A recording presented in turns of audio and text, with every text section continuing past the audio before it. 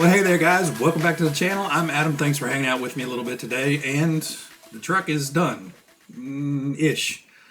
So got the body painted, got it decaled, got it all put together, and started talking with some folks in the comments of the last video, and it was pointed out I kind of screwed up. And I did. I messed up. I got so excited in building it, and oh, I've got these motors hanging out here. I'll use these. So let me get this ginormous thing out of the way. We'll come back to it in a minute. So I did get the Tamiya Torque Tune motors installed in here, and it was mentioned in the comments that hey, the Torque Tune motors are timed motors, so you may have some issues with one working harder than the other. And he's right. Yeah, the Tamiya Torque Tune or Sport Tune motors do have an advanced timing to it, and in the Clod Buster, your front motor runs in the traditional manner, but the rear motor actually runs in a reverse rotation.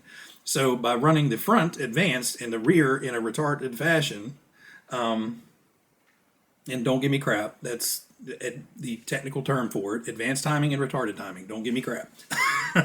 So basically, you're running advanced timing in the front and retarded timing in the rear. So your front motor is trying to go a whole lot faster. If it was, a little bit advanced timing in the front and zero timing in the rear, it probably wouldn't have been that bad.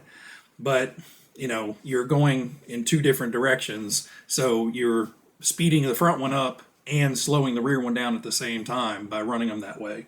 So they have to come out. So that's why you guys haven't seen an update on this, because it's been sitting on the shelf for close to a week waiting for motors. I went down to my local hobby shop and they really didn't have anything I wanted. The only zero timing motors they had were either crawler motors, which were going to be very slow, or just basic stock motors that weren't Tamiya or anything like that. And if I was going to go that route, I would just stuck the stock Tamiya motors back in. So what I found online was a pair of zero-timed monster motors built for Clod Busters and monster truck running. So these are team brewed motors. I don't know much about them. I know that they make a lot of crawler motors. So it's a 23-turn, rebuildable motor. It's got a blue sticker on there. It was kind of a selling point. But no, I wanted to find something. I was kind of leaning towards a 17-turn, but I don't want this thing to be goofy fast. Speed it up a little bit, and a 23-turn motor should perk it up a little bit. These are machine wound, so it's not like it's a hand wound custom built motor. It's a machine wound. I think it's epoxy balanced motor, but it is rebuildable, and gives it a little bit of more pizzazz than just the standard silver can. So it's got the copper hood and all that fancy stuff. But yeah, it's a Brood Racing 23-turn machine wound monster truck motor. You can find them, I think, in 15, 17, 23, and 27-turn. Pick these up from A-Main Hobbies, and it takes a while because they're in California, so West Coast to East Coast shipping is horribly slow a lot of times. So real quick, I'm going to put up a quick video picture here.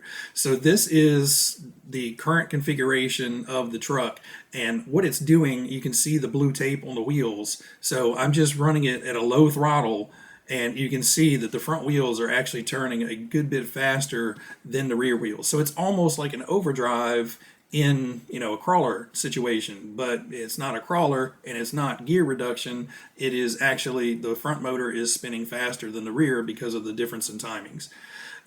So what will end up happening is the front motor is going to take 80% of the abuse, because it is trying to do stuff much faster and with more power than the rear is. So the rear is going to be getting a little bit less workout, and it's just going to end up burning up and overheating that front motor as it's trying to drag the rest of the truck around.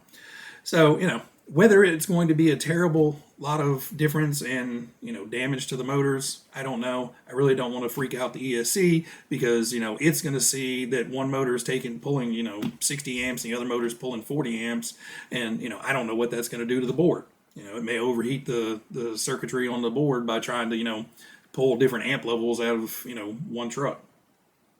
Anyway, I'm going to get it ripped down, and I'll come back once it's done. All right, so we got the motors replaced, and actually it was a lot easier than I expected.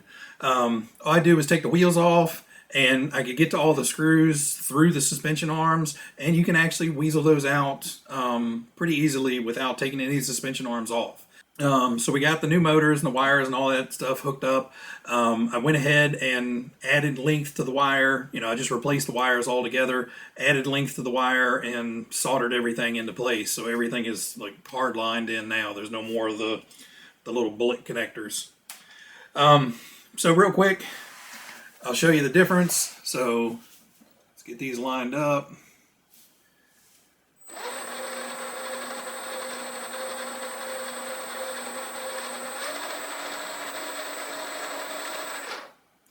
So much, much closer to matching the speed front and rear.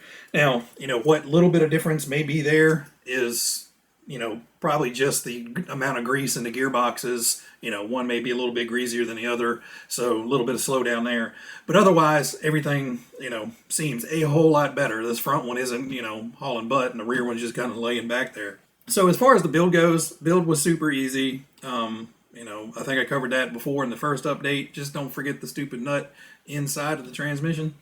Did get it painted, so all the little flaws and stuff in the body are gone. So now the body is, nice and uniform. There's no splotches or anything in it.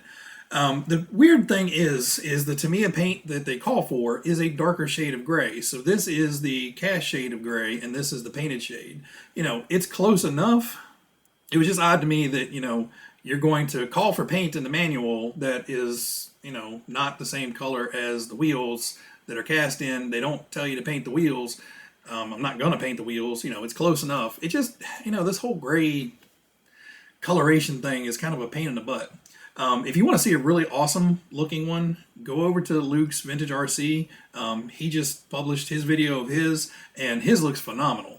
He used regular, hardware store rattle cans, and he actually painted the roll bar a blue to match the blue on the shocks and the plastics, and got the body color much, much closer to the actual wheels. So I'll leave the link to his video in the description if you want to go over and check his out. This is going to wrap this one up. This is just kind of an update and a word to the wise for you guys. Pay attention to the motors you're putting in. It completely blanked on me about, forward and reverse rotation, timing, all that stuff. I just wasn't thinking straight at the time. But it's done. It looks better. It actually has a whole lot beefier wiring on the from the motors to the ESC now. And, everything is hardwired there too. So, a little bit better connection, a little bit more power. Not that it really needs it. So I will get some ramps made.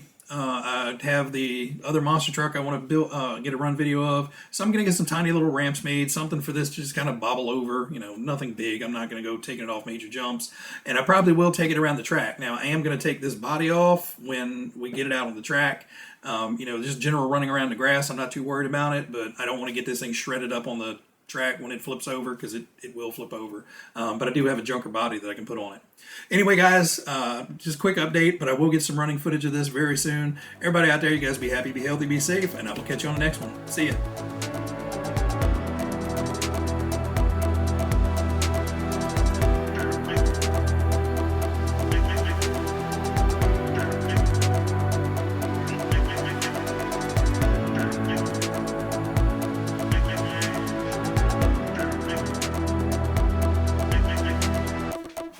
Oh, we're still recording.